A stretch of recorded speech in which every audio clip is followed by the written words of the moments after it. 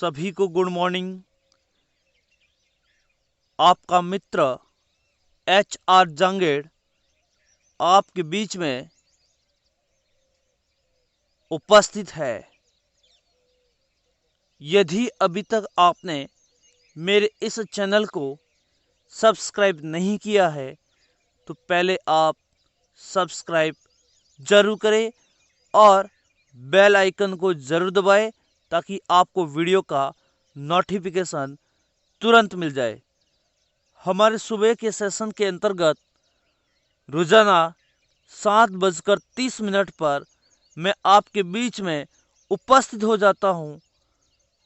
एक बहुत बढ़िया हमने जो पहल की है टेस्ट सीरीज की, और इन टेस्ट सीरीज के माध्यम से आपको शिक्षण करवाना हमारा उद्देश्य है।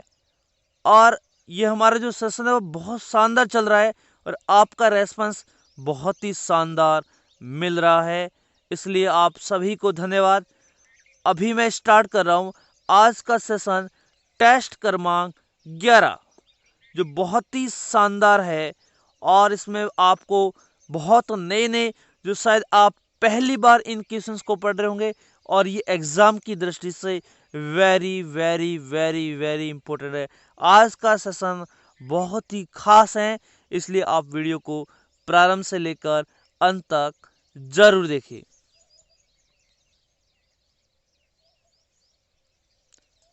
आपके सामने प्रश्न क्रमांक 1 ये रहा। भाषा प्रयोगशाला विधि के प्रवर्तक कौन है? लॉरेंस M स्टोलुरे एवं Daniel Davis, Edwin baker, Douglas Poland, और नन ऑफ दिस। क्या होगा इसका आंसर? एक बार आप इसका आंसर कमेंट बॉक्स में लिखिए। वास्तव में इसका आंसर क्या होगा? आपके लिए घड़ियां स्टार्ट हो गई है, टिक टिक करना घड़ियां आपके लिए स्टार्ट हो गई है। केवल 10 सेकंड के अंदर आपको इसका आंसर बताना है। क्या होगा इसका आंसर? इसका आंसर होगा लॉरेंस M स्टोलुरे एवं डैनियल डेविस। आपका एकदम सही आंसर होगा। प्रश्न क्रमांक 2 ये रहा आपके सामने। किस विधि में मातृभाषा का प्रयोग वर्जित है? किस विधि में मातृभाषा का प्रयोग वर्जित है? प्रत्यक्ष विधि, भाषा प्रयोगशाला विधि, प्रदर्शन विधि, और नन ऑफ दिस। ये सवाल वेरी वेरी इंपॉर्टेंट है। आप इसके ऊपर स्टार लगा दीजिए। और एग्जाम की दृष्टि से एक शानदार क्वेश्चन आपके सामने मैं लेके आया हूं। मातृभाषा का प्रयोग किस विधि में वर्जित है? इसका जो आंसर होगा एकदम सही आंसर होगा प्रत्यक्ष विधि में मातृभाषा का प्रयोग वर्जित है।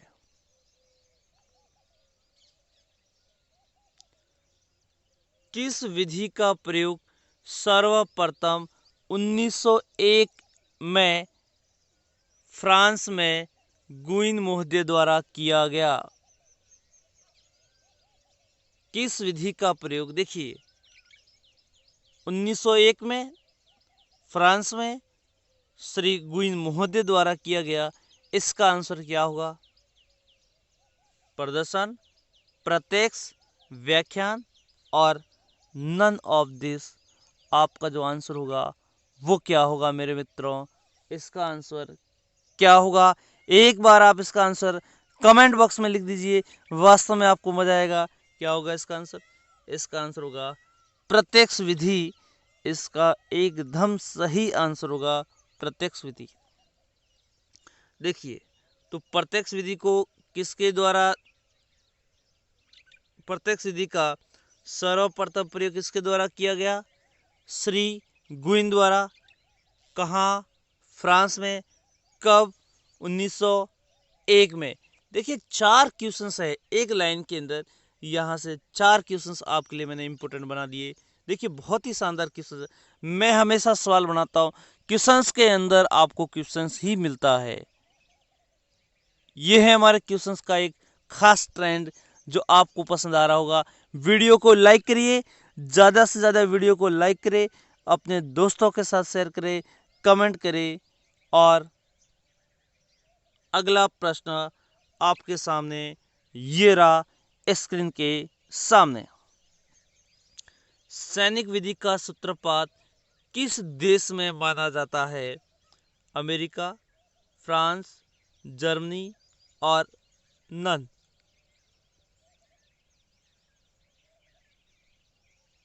इसका जो एकदम सही आंसर होगा वो होगा अमेरिका।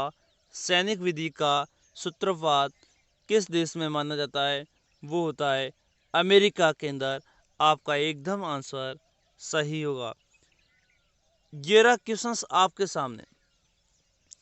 किसके अनुसार हम चाहते हैं कि शिक्षा वास्तविक जीवन की गहराई में प्रवेश कर, क्या लिखा है यहाँ पे, प्रवेश कर केवल सामाजिक जीवन में ही नहीं वरन उस उत्तम जीवन में भी जिसकी हम आशा करते हैं। देखिए, ये किसने कहा था कि शिक्षा वास्तविक जीवन की गहराई में प्रवेश करे? केवल सामाजिक जीवन में ही नहीं वरन उत्तम जीवन में भी जिसकी हम आशा करते हैं। ये जो कथन किया था, कथन किसने किया था, किसने बोला था? ये बोला था किलपैट्रिक ने, पार्कर ने, बेलाद ने या स्टीवेंसन ने। क्या होगा इसका आंसर? एकदम सही बताइए, इसका आंसर क्या होगा? जी हाँ, आपके सामने घड़ियां स्टार्ट टिक टिक टिक टिक करना स्टार्ट हो गई है और आप भी अपना दिमाग चलाना स्टार्ट कर दिया है। टिक टिक के साथ आपका दिमाग भी दौड़ रहा है। एक बताइए क्या होगा इसका आंसर? इसका आंसर होगा किलपैट्रिक महोदय ने ये चीज बताइए। अगला सवाल आपके सामने ये रहा, स्क्रीन के सामने ये रहा। निर्देशित स्वाध्याय विधि को किसने प्रस्तुत किया? देखिए, निर्देशित स्वाध्याय विधि को किसने प्रस्तुत किया? हर्बर्ट ने, किलपैट्रिक ने, मॉरिसन ने या स्टीवेंसन ने? क्या होगा इसका आंसर? देखिए, आपके सामने है। मैं थोड़ा आपको वक्त दे रहा हूं, आप सोचिए फिर आंसर दीजिए। इसका आंसर होगा मॉरिसन। इसका आंसर होगा मॉरिसन। गणित प्रयोगशाला क्रियाकलापों का उपयोग किया जा सकता है। गणित प्रयोगशाला क्रियाकलापों का उपयोग किया जा सकता है केवल रचनात्मक मूल्यांकन के लिए, केवल संकलित मूल्यांकन के लिए, दोनों मूल्यांकन के लिए, राष्ट्रीय गणित ओलंपियाड हेतु छात्रों के सहन के लिए। बताइए, प्रयोगशाला क्रियाकलापों का उपयोग किसके लिए करते हैं? गणित में प्रयोगशाला क्रियाकलापों का उपयोग किया जा सकता है। बताइए इसका आंसर क्या होगा? आपके सामने ये रहा प्रश्न और ये इनके चार ऑप्शन। बताइए क्या होगा आंसर? इसका आंसर होगा केवल रचनात्मक मूल्यांकन के लिए प्रयोगशाला क्रियाकलापों का उपयोग किया जा सकता है। गणित अध्ययन से बालकों में तर्कपूर्ण, निश्चित, क्रमबद्धता से सोचने की शक्ति का विकास होता है। उक्त तथ्य गणित के जिस मूल्य की पूर्ति करता है। देखिए, ये शायद प्रश्न क्रमांक 7 रह गया था।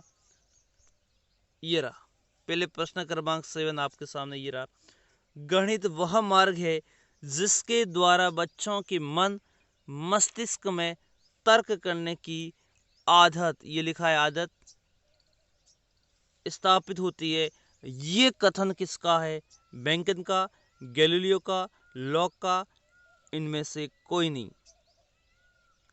गणित वह मार्ग है गणित वह मार्ग है जिसके द्वारा बच्चों के मन मस्तिष्क में तर्क करने की आदत स्थापित होती है। ये जो कथन है वो किसने कहा था? बताइए क्या होगा आंसर? ये था लॉक मोदी ने। किसने बताया था? लॉक। मतलब गणित वह मार्ग है, मार्ग को क्या कर दो आप?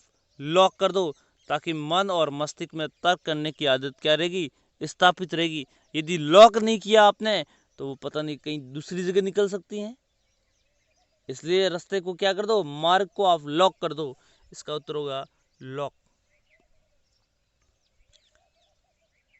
अब रहा आपके सामने 8वां मैंने करवा दिया, 7वां करवा दिया, 8वां करवा दिया। अब ये रहा प्रश्न क्रमांक 9। गणित अध्ययन से बालकों में तर्कपूर्ण, निश्चित एवं क्रमबद्धता से सोचने की शक्ति का विकास होता है। उक्त तथ्य गणित शिक्षण के जिस मूल्य की पूर्ति करता है वह है उपयोगिता, सामाजिक मूल्य, सांस्कृतिक और अनुशासन। क्या होगा? देखिए एक बात कर रहा है, ये क्रमबद्धता से और पूर्ण निश्चित से बोल रहा है। ये तभी हो सकता है, क्रमबद्धता तभी हो सकती है जब वो अनुशासन होगा। पूर्ण निश्चित एवं क्रमबद्धता की सोचने की शक्ति है, इसका हम लोग अनुशासन से संबंधित है। अनुशासन से होगा तभी वो एक क्रमबद्धता में सोचने को लग जाएगा। ये इसका आंसर एकदम सही होगा। प्रश्न क्रमांक आपके सामने ये रहा, माध्यमिक शिक्षा माध्यमिक आपके सामने प्रश्न क्रमांक ये रहा, माध्यमिक शिक्षा योग्यस्य अध्यक्ष क आसीत्। माध्यमिक शिक्षा योग्यस्य अध्यक्षः क आसीत्? कोठारी, रामस्वामी, राधाकृष्ण और मुद्रालियर। इसका आंसर क्या होगा? एक बार आप इसका आंसर कमेंट बॉक्स में लिखिए। क्या होगा इसका आंसर?